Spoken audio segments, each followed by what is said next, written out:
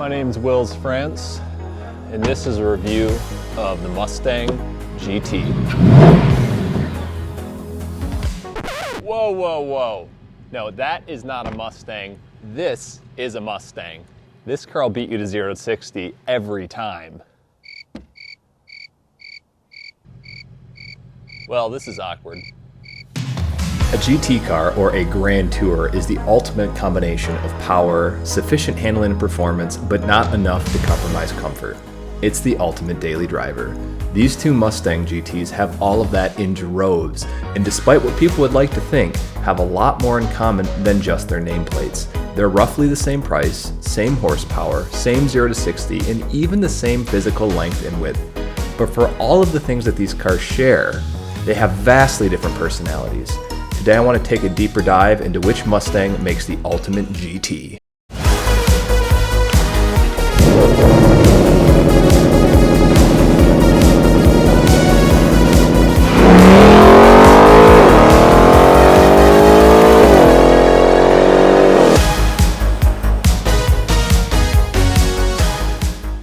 Okay, driving the Mach-E GT, and we are in unbridled mode.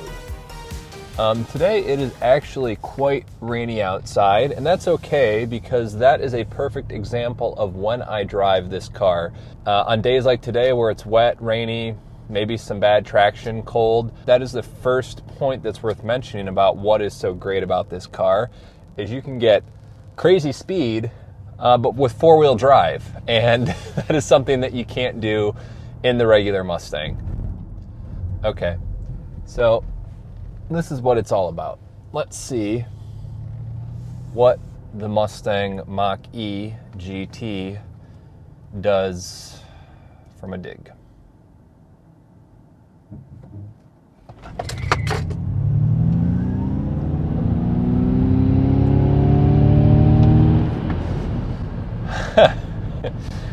And you actually might have heard there that because it's a little bit wet out, even with four-wheel drive, I managed to break traction. That just goes to show the amount of torque that this vehicle has, which is a lot. Both the Mustang GT and the Mach-E GT have the exact same horsepower, give or take a few horsepower. How they go about applying it is just so different. Of course, like you just saw, from down low and from a dead stop, the Mach-E GT will probably destroy a Mustang GT off the line every time just due to the torque, the instant torque from the electricity, four-wheel drive, all of that. Just, it has so many advantages from that perspective. However, once the Mach-E GT is up at, I don't know, 50 to 60 miles per hour, the whole 50 to 90 miles per hour, say, it's almost like no one is home compared to the Mustang GT, which is a big surprise to me given that they have an almost identical horsepower number. Of course, the weight is down low because of the battery pack. That is every electric vehicle, but that just adds a lot of benefits to overall driving dynamics, low center of gravity. You can turn in harder than you would with a vehicle where you typically sit up this high. All things that I notice. Steering is good overall. If anything, artificial feeling, a little artificial feeling. So overall, just a quick driving summary, the Mach-E GT is a phenomenal daily driver for someone who wants speed, some performance, some fun driving dynamics, but to very much be discreet and under the radar. And that's probably my biggest takeaway driving the Mach-E. It's discreet. Perhaps not in this cyber orange that my wife hates, but if you want a car to take you from point A to point B very quickly, very efficiently, and very quietly while having a bit of fun doing so, the Mach-E is perfect for that. Now onto something a little bit less quiet and discreet. So, I haven't started my Mustang GT in probably over a week, so we're gonna do a little cold start test to see what has the better cold start. First up, we're going to do a cold start with the Mach-E. We do that through the app here. All right, and she started up. Pretty wicked. Got a nice little whir going on there from some motory thing. All right, so now let's give a cold start to the Mustang GT.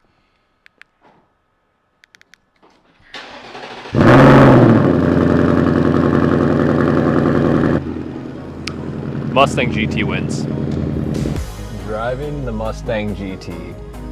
I haven't driven this car in a little over a week, and just getting back in it after driving my Mach-E for the last week as a daily driver, you can probably just see the enthusiasm I have driving it, and that's sort of what this car is all about.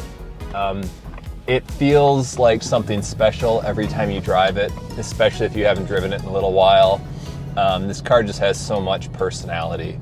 I feel like the Mustang GT, non-performance pack, non-dark horse, gets a lot of bad reputation for being sort of compromised, but it's not compromised at all in terms of being a GT car daily driver. It's nearly 500 horsepower, a wonderful ride, just sharp enough and just comfortable enough to meet your needs as a daily driver. Not to mention that, of course, the Mustang GT can become something of a weapon when you want it to be. And nothing quite replaces the roar of a V8.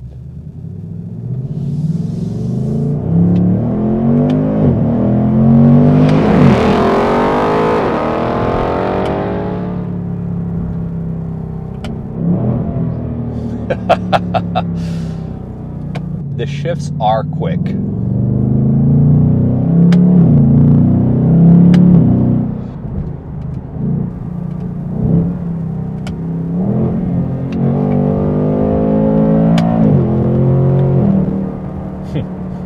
The other thing that the Mustang GT does better than both the Mach-E and the previous generation Mustang is the steering. I've seen a lot of reviews knock the steering of this vehicle for feeling sort of numb or not giving enough road feedback, and I could see that if you were using it on a track. But as a daily driver, the steering is leaps and bounds ahead of the previous generation Mustang, and take that from somebody who daily drove both of these vehicles for multiple years.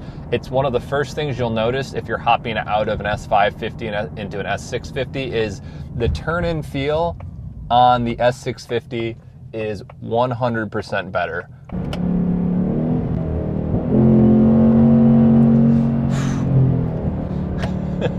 See, you just can't do that in the Mach-E and get a smile on your face.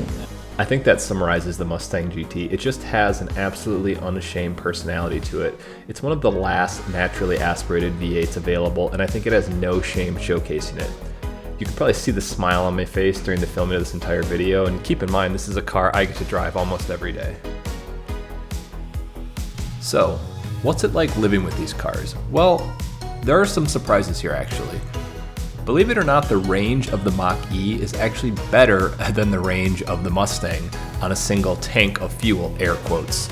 Yep, that's right, the Mach-E gets a real-world 260 miles, while the Mustang rarely gets over 200.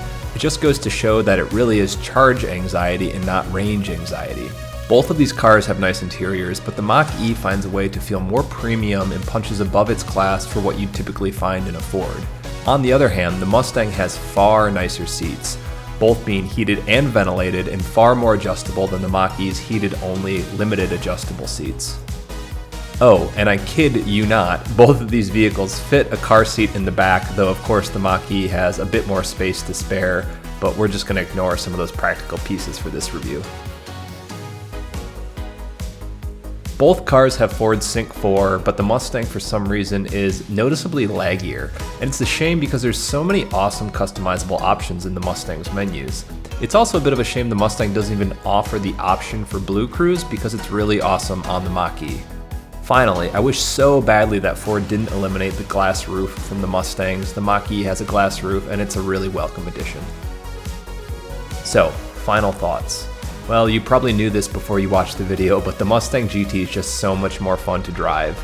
Obviously a bit less practical. The Mach-E is frankly a near-perfect performance daily driver that comes with all of the benefits and all of the challenges of being an EV. Both cars are excellent. However, if you're going to own a V8 Mustang and always have another daily driver, it may be worth bucking up and stepping up to a higher performance variant like the Dark Horse or a hopefully potentially upcoming Shelby variant. Thanks so much for watching.